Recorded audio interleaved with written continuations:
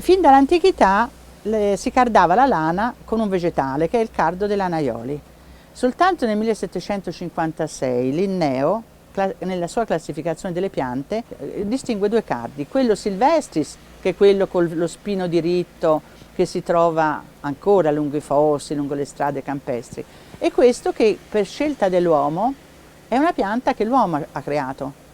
Cercando quella più adatta per cardare la lana, sceglieva quella con lo spino più corto, un po' ricurvo, e alla fine ha selezionato un seme per cui lui lo chiama Cardo sativus, coltivato, mentre l'altro lo definisce silvestris.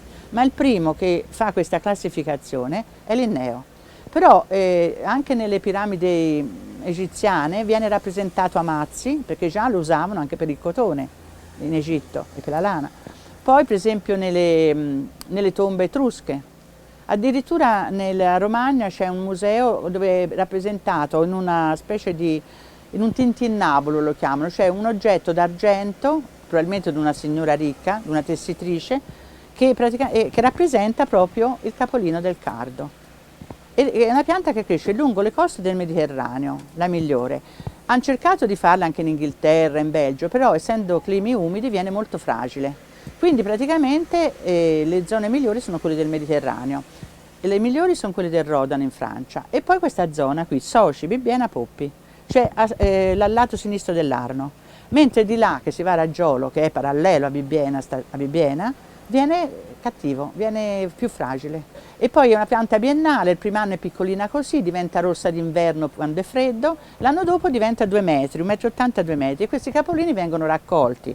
In cima c'è uno più grosso che si chiama campanone, che serviva per garzare cappelli, le berrette del 500, quelle che si vede nelle pitture, quelle di feltro di pelo di coniglio per esempio, ma anche di lana, e via via quelli più sottili venivano usati per fare i pettinati, quelli un po' più medi per fare roba da cappotti e quelli più piccolini per i pettinati che hanno poco pelo, però gli danno morbidezza. Mentre anticamente si usava proprio per cardare la lana, cioè per la fase prima della tessitura, ora quella si fa con dei denti di metallo, eccetera.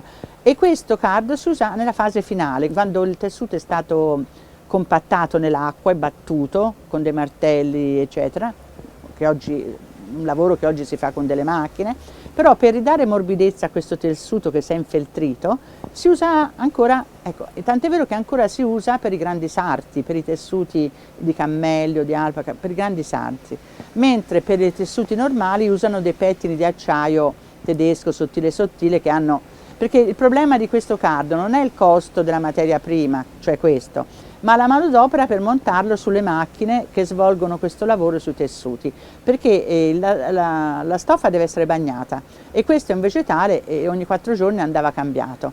Quindi con i pettini d'acciaio non c'è questo discorso del cambio del costo della manodopera, però lo volevo dire perché sta scomparendo.